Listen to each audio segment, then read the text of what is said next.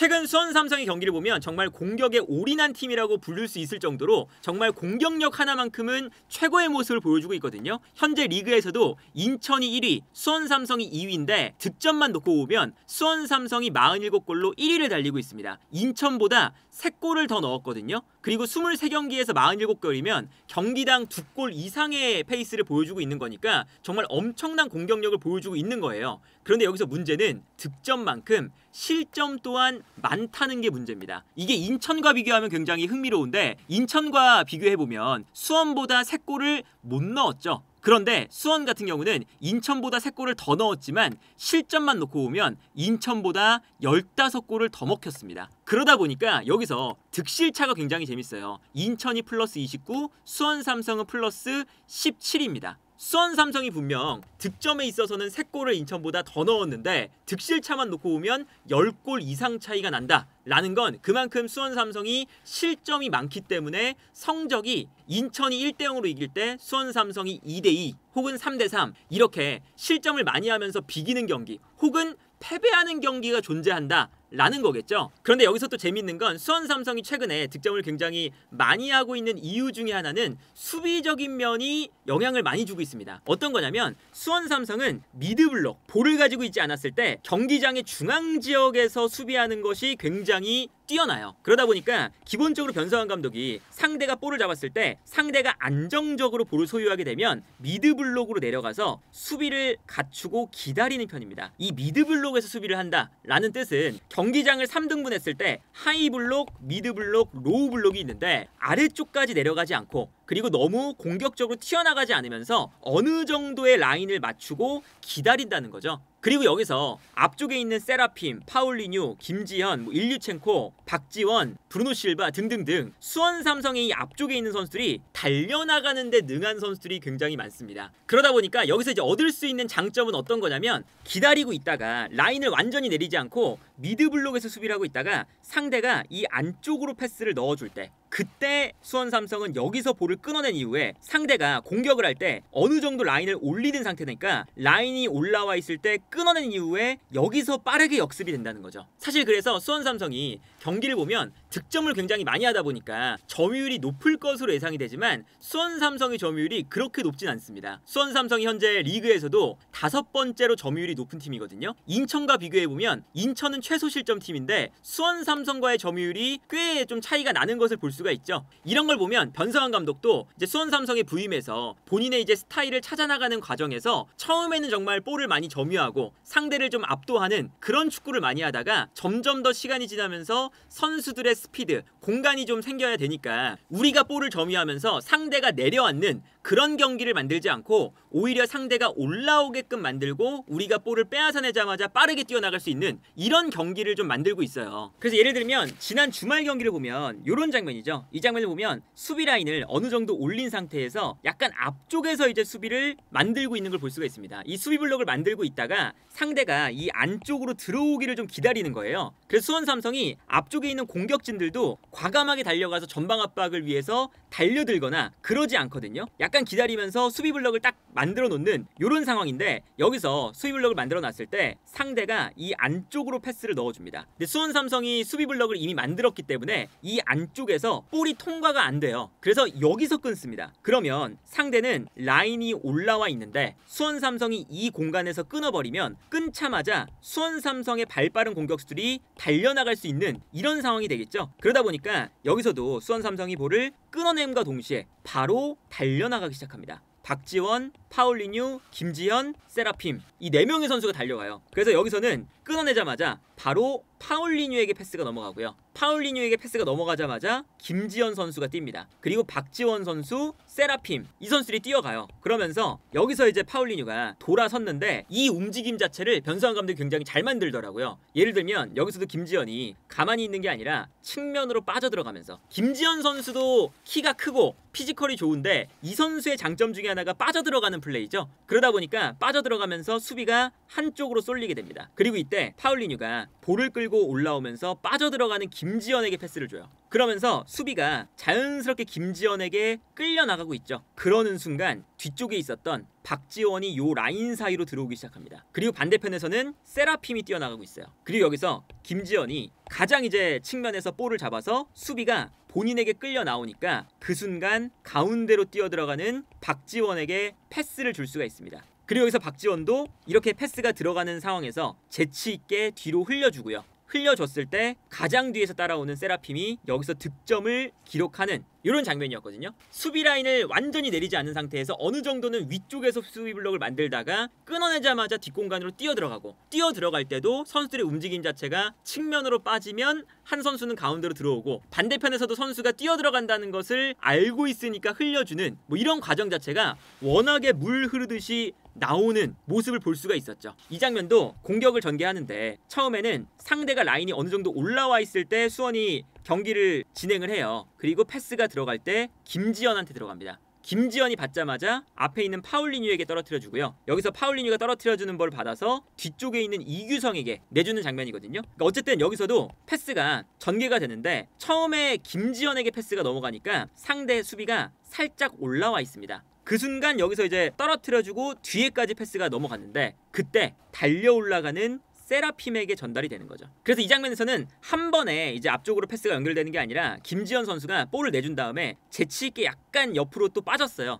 그래서 김지현에게 이제 패스가 처음엔 연결이 되거든요. 그래서 김지현이 여기서 볼을 잡게 되고 수비가 아무래도 김지현 때문에 올라와 있다 보니까 이 공간을 커버하기 위해서 수비가 약간 안쪽으로 들어가 있었거든요. 이때 반대편에 있는 세라핌이 측면으로 달려가기 시작합니다. 그래서 이 공간으로 또 김지현이 패스를 넣어주고 달려가는데 능한 이 선수들이 워낙에 이 공간이 많이 나오니까 마음껏 달려나갈 수 있는 공간이 생겨요. 그 다음에 김지현이 내려와 있으니까 이번에는 파울리뉴가 이 공간으로 뛰어들어가고 반대편은 박지원이 뛰어들어가고 있습니다. 그리고 여기서 김지현이 내려와서 찔러주는 패스, 이 패스가 들어가면서 측면에서 세라핌이 여기서 슈팅을 기록하죠. 그리고 슈팅을 기록했을 때 골키퍼가 쳐냈는데 쳐낸 볼을 달려드는 파울리뉴와 박지원 두 명의 선수가 또 있었기 때문에 여기서 박지원 선수가 득점을 기록하는 이런 장면이었어요. 상대가 올라와 있을 때 빠르게 카운터 어택을 하는 이런 형태의 축구가 변성환 감독의 축구에서 굉장히 수원 삼성은 잘 먹히고 있는 축구 중에 하나거든요. 이 장면도 상대가 올라오고 있습니다. 막 달려나오고 있으니까 이때 박지원이 살짝 내려가서 볼을 받아요. 그리고 뒤쪽에서 패스가 넘어오죠. 근데 여기서 박지원이 센스 있게 수비가 달려드니까 그냥 그대로 볼을 흘려줍니다. 그래서 파울리뉴가 볼을 잡았어요. 그리고 파울리뉴가 볼을 잡아서 돌아섰는데 돌아서는 순간 이제 앞쪽에 김지현과 세라핌이 뛰어가거든요. 여기서도 김지현이 아까 첫 번째 득점 장면처럼 해주는 거죠. 측면으로 나가면서 수비를 끌어당깁니다. 근데 끌어당기는 동안 반대편에서 세라핌이 뛰어나가고요. 세라핌에게 파울리뉴가 이번에는 패스를 찔러주는, 수비를 김지현이 다 쏠리게 만들었기 때문에 나오는 공간이었죠.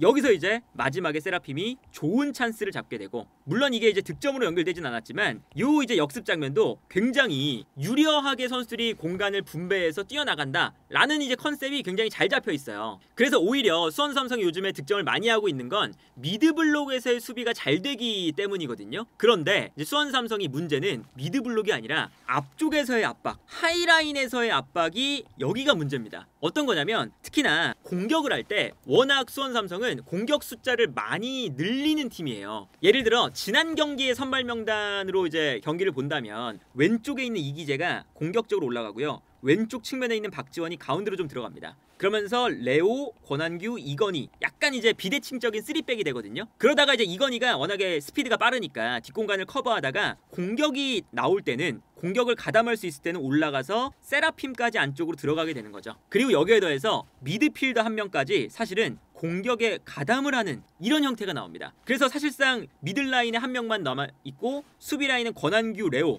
두 명이서 이제 수비를 하게 되는 이런 형태거든요. 근데 여기서 이제 이 하이라인에서의 문제가 어떤 거냐면 공격이 끝난 다음에 일단 공격 숫자가 많이 투입이 됐으니까 공격이 끝나고 나서 수원은 앞쪽에서 달려들면서 볼을 빼앗으려고 그래요. 그러니까 기본적으로 이렇게 하이블록에서 상대가 볼을 가지고 있을 때 우리가 공격을 하다가 볼을 뺏겼다, 이 턴오버 상황이 나왔을 때는 앞쪽에서 그냥 달려들면서 앞쪽에서 빼앗는 수비가 있고 앞쪽에서는 지연만 시켜주고 나머지 선수들이 내려가서 앞쪽에서 시간을 좀 벌어주는 이런 수비가 또 있는 건데 수원 삼성은 앞쪽에서 볼을 그냥 빼앗아 오려는 수비를 보통은 한다는 거죠. 그래서 예를 들면 앞쪽에서 뒤에 있었던 이규성도 마찬가지로 올라가서 굉장히 타이트하게 앞쪽에서 라인을 잡습니다. 그러다 보니까 당연히 뒷공간에는 권한규와 레오 두 명의 센터백이 너무 넓은 공간을 커버를 해야 돼요. 물론 여기서 이제 볼을 뺏으면 이제 수원 삼성도 득점 기회가 오고 실제로 득점을 하는 장면도 많이 나오지만 만약에 못 뺏었을 때 여기서 압박이 성공을 못했을 때는 여기서 볼이 나온다 살아나오면 역습을 당하는 빈도도 굉장히 많은 거죠. 특히나 이제 어떨 때가 이제 역습을 많이 당하냐면 이건희가 올라가서 이제 공격에 가담을 할 때는 아무래도 오른쪽에서 공격이 진행되면 왼쪽에 있는 이기재가 약간 내려오거든요. 그러면서 이제 반대로 이제 3백이 돼요. 반대로 이제 왼쪽에서 공격이 진행이 된다면 자연스럽게 이건희가 살짝 내려가서 이런 3백 형태가 만들어지는 거죠. 그런데 보통 이건희가 올라가 있을 때 이기재가 약간 밸런스를 맞춰주기 위해서 좀 내려오는데 아무래도 이기재 선수가 스피드가 빠른 편이 아니고 그리고 수비력이 좋은 편이 아니잖아요. 그러다 보니까 여기서 공격을 하다가 끊기는 순간 그 순간 역습으로 전환이 되면 이때 이기재가 있는 수원의 왼쪽 라인 여기가 엄청나게 좀 수월하게 공간이 열리는 이런 장면들이 너무나 많이 나옵니다. 이 장면을 보면 수원 삼성이 이제 공격을 전개를 하는데 왼쪽에 있는 측면 공격수 박지원이 달려가면서 이 공간으로 패스가 넘어가요. 그리고 뒤쪽에는 이제 이건희, 권한규, 레오 세 명의 선수가 있고 이기재 선수가 왼쪽에서 공격이 전개가 되니까 공격으로 올라가고 있습니다. 공격을 도와주기 위해 올라가는 거죠. 그래서 여기서 왼쪽에서 공격이 진행되는 순간 왼쪽 풀백인 이기재가 올라가고 있고 앞쪽에서 김지현, 세라핌, 파울리뉴 공격수들도 모두 올라오고 있어요. 그리고 두 명의 미드필더가 뒤쪽에 머무르고 있습니다. 그런데 여기서 이제 왼쪽에서 공격을 전개하다가 안쪽으로 이제 패스를 다시 넣어주거든요. 그래서 이제 박지원 그리고 올라가는 이기재, 김지현, 세라핌, 파울리뉴 이 선수들이 이제 다 올라가고 있어요. 그리고 안쪽으로 이제 패스가 들어오죠. 근데 그 순간 이제 오른쪽 라인에서 패스가 이제 오른쪽으로 오다 보니까 뒤에 있었던 이건희 선수가 달려나가기 시작합니다. 이제 오른쪽으로 넘어왔으니까 공격 가담을 오른쪽에서도 해주는 거죠. 그래서 오른쪽으로 볼이 넘어올 때는 뒤에서 밸런스를 맞추던 이건희가 오버래핑을 하게 되고요. 여기서 세라핌이 볼을 가지고 있다가 이건희에게 내주면서 이건희 선수가 측면 공간을 무너뜨리는 장면까지 나오게 돼요. 그리고 여기서 이제 이건희가 크로스를 보내주거든요. 근데 여기서 크로스가 올라갈 때 김지현, 그리고 박지원, 파울리뉴, 세라핌 공격진들 4명이 있고 이기재 선수는 올라왔다가 이제 이건희 선수가 올라오니까 살살 내려가고 있습니다. 그런데 여기서 크로스가 올라오고 볼이 끊겼거든요. 근데 끊기는 순간 이제 문제가 뭐냐면 여기서 수원 삼성이 달려들면서 뺏으려고 하다 보니까 두 명의 미드필더 이규성과 이민혁 두 명의 선수가 튀어나오고 있어요. 그러면 뒤쪽에 미드필더들이 아예 없는 거죠. 그러다 보니까 여기서 볼이 살아나가는 순간 문제가 뭐냐면 뒤쪽의 선수가 거의 없습니다. 아까 앞에서 미드필더들 모두 다 압박을 하고 있었고 이기재가 슬슬 내려가고 있었지만 여기서 약간 스피드가 늦잖아요. 그래서 여기서 이제 문제가 나오는 거거든요. 그래서 뒷공간을 커버할 때 두 명의 센터백밖에 없어요. 그리고 더군다나 요 이기재가 있는 이 수원 삼성의 왼쪽 라인으로 볼이 오다 보니까 이기재가 이 공간으로 상대 공격수보다 빠르게 내려오는 것이 좀 불가능하고 그리고 미드필더 라인이 비어 있다 보니까 여기서 상대 공격수가 올라오는데 막는 선수도 없고 따라가는 선수가 없고 최전방으로 또 달려나가는 선수가 있습니다. 그래서 결과적으로는 이 다음 장면을 보면 너무 많은 공격 숫자가 앞으로 쏠려 있고 무게중심까지 쏠려 있다 보니까 수비와 공격의 요 차이 3대2 상황이 됩니다. 숫자가 부족해지죠. 여기서 이제 이기재도 내려오고 있고 미드필더 라인에서 압박하러 올라갔던 선수도 내려오고 있는 이런 상황이에요. 그래서 결국에 이렇게 이제 숫자가 부족하다 보니까 편안하게 이제 상대팀이 공격을 이제 전개할 수가 있고요. 여기서 이제 실제로 골대를 맞는 장면까지 나와요. 그러니까 수원 삼성이 이제 어떤 거냐면 기본적으로 앞쪽에서 공격을 할 때 공격을 하는 건 당연히 좋고 숫자를 늘리는 건 좋죠. 왼쪽에서 이기재도 올라가고 오른쪽 공격도 할 때는 이건희가 올라가는 이런 건 좋은데 기본적으로 앞쪽에서 공격을 하다가 볼을 뺏겼을 때 앞쪽에서 모든 것을 다 해결하려고 하다 보니까 미드필더 라인도 다 올라와 버리는 그래서 앞쪽에서 이제 눌러버리려는 움직임들이 나오고 특히나 이건희 쪽에서 공격이 전개가 됐을 때 이기재가 약간 밸런스를 맞춰주기 위해 내려오긴 하지만 요 이제 형태에서 이기재가 돌아가는 속도나 이기재가 이 커버를 하는 속도가 좋지 않다 보니까 이렇게 이제 약간의 비대칭적인 3명의 수비가 이렇게 위치한다 라고 했을 때 이기재의 공간이 문제가 된다. 사실 이런 문제가 있다면 미드필더들이 앞쪽으로 그냥 달려나가는 게 아니라 이기재가 완전히 내려오지 않을 때 미드필더 중에 한 명은 약간 왼쪽으로 빠져서 뒷공간을 좀 커버해주는 이런 밸런스를 맞춰주는 아이디어가 좀 더 필요해 보이거든요. 그러니까 이기재 선수가 기본적으로 크로스를 워낙에 잘 올리고 실제로 이기재 선수의 이 크로스가 수원 삼성의 공격에 정말 많은 부분을 차지하다 보니까 이기재의 킥력을 사용하는 건 좋으나 이기재의 단점, 공간을 커버하는 능력, 수비로 돌아오는 스피드 이런 단점은 있으니까 그걸 커버하기 위해서 어느 정도는 미드필더 라인에서 지원을 해줄 필요가 있다. 그런데 수원 삼성은 앞쪽으로 모두 다 달려나가 버리니까 이런 지원이 없게 되고 자연스럽게 이기재의 공간이 너무나 쉽게 열린다라는 문제가 존재한다는 거죠. 그리고 수원 삼성이 이제 미드블록에서 수비할 때는 그래도 어느 정도 침착하게 대응을 하는데 하이블록에서의 수비가 좀 이제 급할 때가 많아요. 그러니까 예를 들면 기본적으로 수원 삼성은 원톱 밑에 파울리뉴 혹은 이제 일류첸코가 나올 때는 일류첸코와 김지현 이렇게 거의 투톱에 가까운 형태가 되잖아요. 그러다 보니까 일단 앞쪽에서도 압박할 때 상대의 센터백을 모두 다 달려가면서 압박합니다. 그리고 좌우 측면에 있는 선수들도 기본적으로는 상대의 풀백들을 압박하러 올라가기 시작하죠. 그러니까 하이라인에 대한 압박이 이렇게 앞쪽에서 4명의 선수가 달려나가는 형태거든요. 그런데 이렇게 상대의 센터백들을 압박하기 위해서 달려나가 버리면 상대의 미드필더들이 자유로워지니까 어쩔 수 없이 미드필더 라인에 있는 선수들도 같이 올라오게 돼요. 그러면 여기서 공격수들도 올라가고 미드필더들도 올라갔는데 수비 라인과 미드필더 라인의 사이가 벌어진다는 거죠. 그래서 상대팀이 이렇게 수원 삼성이 끌려 나왔을 때 한 번에 롱킥을 때려놓는 경우가 굉장히 많습니다. 그 롱킥을 했을 때 여기서 수원의 수비가 머리에 맞추든 아니면 상대 공격수가 머리에 맞추든 볼이 앞으로 떨어졌는데 이 떨어진 볼이 수원 삼성의 미드필더들이 모두 다 달려나가 있다 보니까 이 볼이 상대에게 연결이 되는, 그래서 편안하게 수원 삼성이 라인을 올려놨는데 롱볼 한 번에 세컨볼을 허용하면서 바로 뒷공간으로 뛰어들어가는 선수에게 패스가 들어가는 이런 장면들이 상당히 많이 나와요. 예를 들면 이런 장면입니다. 이 장면을 보면 상대 골키퍼가 볼을 가지고 있는데 수원 삼성의 전형을 보면 최전방 투톱이 앞쪽에서 압박을 하기 위해서 달려나가고 있고요. 이때 이제 미드필더들도 함께 올라오고 있는 이런 과정이거든요.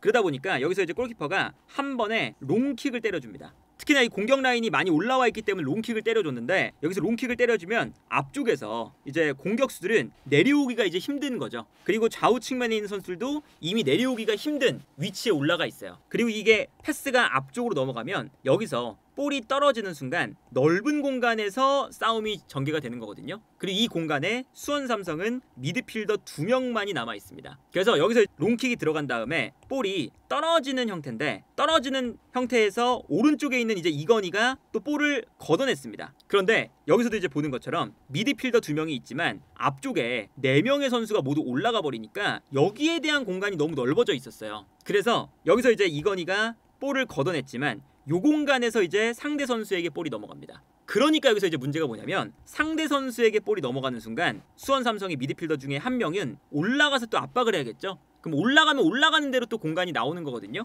그래서 이 다음 장면을 보면 상대가 볼을 가지고 이제 올라오기 시작하니까 여기서 수원 삼성의 미드필더 2명 중에 한 명이 올라오기 시작합니다. 그럼 여기가 자연스럽게 비게 되겠죠. 그래서 편안하게 이 안쪽으로 패스가 들어가고요. 그래서 이 안쪽 공간을 허용하면서 상대가 요 라인 안에서의 패스를 주고받으면서 공격을 전개하게 됩니다. 이미 수원 삼성의 미드필더들은 2명의 선수가 한 명이 올라가 버렸기 때문에 혼자서 이 공간을 모두 커버해야 되는 상황이 되어버렸죠. 그리고 그 이유는 앞쪽에 있는 공격수들이 모두 올라가 있었기 때문에 발생하는 문제였다. 그래서 이제 이 안쪽에서 상대가 편안하게 이제 볼을 끌고 들어와서 상대가 득점을 하는 그런 장면이었거든요. 그러니까 수원 삼성이 미들라인에서 블록을 잡고 있고 섣불리 달려나가지 않는 그런 수비가 장점이라면 앞쪽에서 압박을 할 때는 너무 달려드는 수비가 단점으로 나오고 있다. 그래서 수원이 이렇게 공격을 하다가 밸런스가 무너지는 장면 혹은 전방에서 강하게 압박을 들어가다가 밸런스가 무너지는 이런 장면을 보완하기 위해서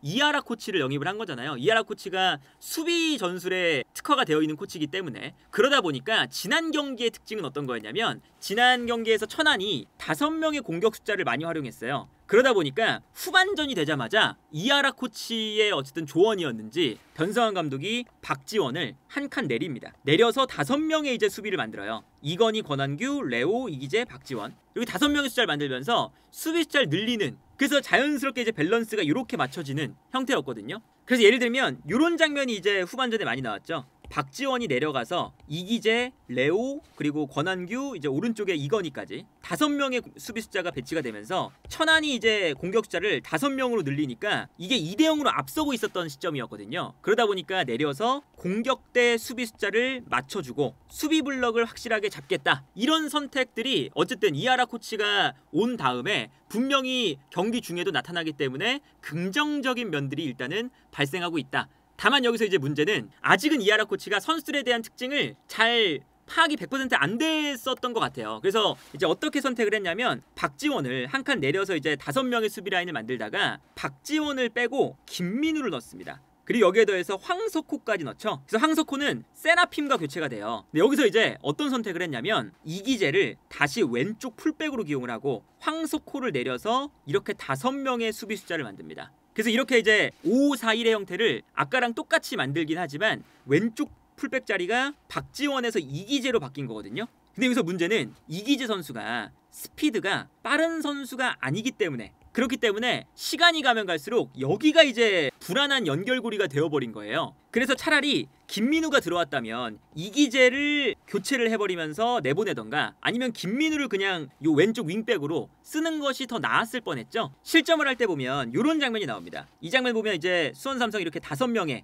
수비수자가 있는데 이기재 선수 자리가 좀 이제 불안한 거거든요. 그래서 이 다음 장면에서 어떻게 되냐면 레오가 수비수를 따라갔을 때 자연스럽게 여기 간격이 벌어지면서 레오가 안쪽으로 들어가니까 이 공간으로 이제 스루 패스를 넣어줍니다. 근데 이기재 선수가 이 공간을 커버하는 스피드가 좀 부족하다 보니까 패스가 들어갔을 때 한 번에 이 공간이 열리게 되는 거죠. 그래서 여기서 이제 문제가 나오면서 크로스가 나오고 여기서 이제 실점이 나오게 되는. 그래서 그 이후에도 분명히 수원 삼성이 5명의 공격 숫자를 낳기 때문에 수비수를 늘렸는데 특히나 가운데에 이제 레오, 권한규, 황석호 팀이 가지고 있는 중앙 수비수들을 모두 다 썼는데 측면으로 패스가 넘어갔을 때 여기서 문제가 매번 발생했거든요. 이 장면도 이기재 선수가 상대 공격수를 따라가는데 따라가기만 할 뿐 견제가 안 돼요. 그래서 안쪽으로 볼을 몰고 들어오니까 따라가긴 하는데 압박이 제대로 안 되고 따라가는 걸 보고 크로스를 올리려다가 다시금 이제 치고 달립니다. 근데 여기서 이기재 선수가 아예 따라가지 못하니까 편안하게 치고 달린 다음에 크로스, 여기서도 아주 위험한 장면이 나오는 상황이었죠. 이런 걸 보면 어쨌든 지금 날씨도 굉장히 덥다 보니까 시간이 지나면 지날수록 수비적인 형태를 갖추려면 뭐 김민우든 아니면 박지원을 그냥 내리든 측면 공간에는 이기재를 두지 않는 것이 훨씬 더 좋아 보인다라는 게 지난 경기 또 보였던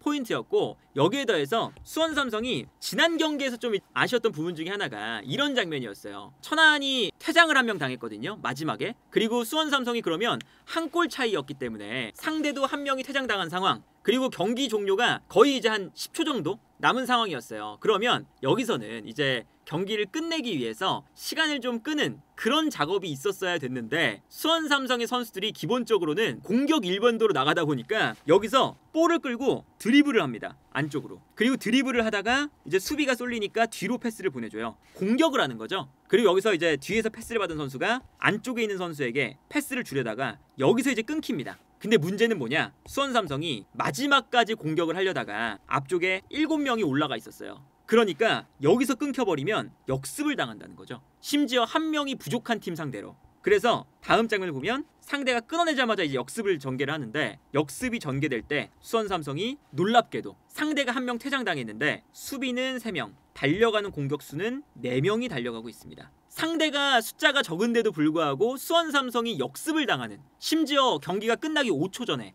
이거는 사실 수원 삼성이 마지막에 이런 공격에 집중을 하다가 리드를 제대로 지키지 못할 뻔한 장면이었거든요. 그래서 결국에는 역습을 당할 때도 공격 숫자보다 수비 숫자가 더 적은 이런 장면이 나왔었죠. 이제 기본적인 수원 삼성의 기조 자체가 너무 공격적이다 보니까 이제 저런 상황에서 조금 더 지킬 줄도 알아야 되고 우리가 리드하고 있는 상황에서는 시간도 끌면서 경기를 끝낼 줄 알아야 되는데 그런 것들이 매우 부족해 보인다. 그래서 이제 어떤 게 문제냐면 수원 삼성이 이제 리그 순위를 보면 다이렉트 승격도 가능한 순위잖아요. 그리고 인천이 마침 이제 경기력이 좀 내려왔기 때문에 승점 차이가 좁혀지면 1위를 차지할 수도 있습니다. 근데 가장 유력한 건 2위죠. 인천과의 승점 차이가 어느 정도 좀 나고 있고, 그리고 수원 삼성이 어쨌든 3위와의 차이도 좀 나기 때문에 2위가 될 것이 유력해요. 근데 여기서 문제는 뭐냐? 수원 삼성이 득점도 많고 실점도 많은데 그래도 압도적인 2위를 달리고 있는 이유는 상대 팀들이 결정력이 좋은 공격수가 별로 없습니다. 2부 리그다 보니까.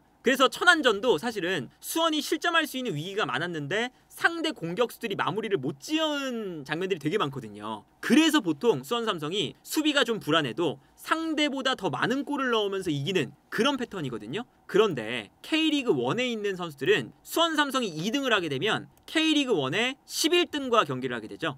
근데 현재 11등이 유력한 팀이 안양, 수원FC, 제주, 넓게 보면 강원 이런 팀들인데 이런 팀들은 아무래도 2부 리그에 있는 선수들보다 결정력이 훨씬 더 높은 공격수들이 즐비합니다. 그래서 이제 불안한 게 플레이오프에 진출을 한다 하더라도 승강 플레이오프에서 이제 상대 K리그 1에 있는 공격수들에게 지금처럼 허술한 수비를 하고 지금처럼 상대 공격수에게 결정적인 찬스를 많이 내주면 승격 플레이오프가 어려울 것이다 라는 게 지금 현재 상황이고, 그렇기 때문에 하루빨리 이하라 코치의 도움을 받든 이 변성환 감독이 수비 전술을 조금 더 수정을 해서 좀 더 밸런스가 유지가 되는 안정적인 팀을 만드는 것이 승격을 위해서 무엇보다 중요하지 않나 싶습니다.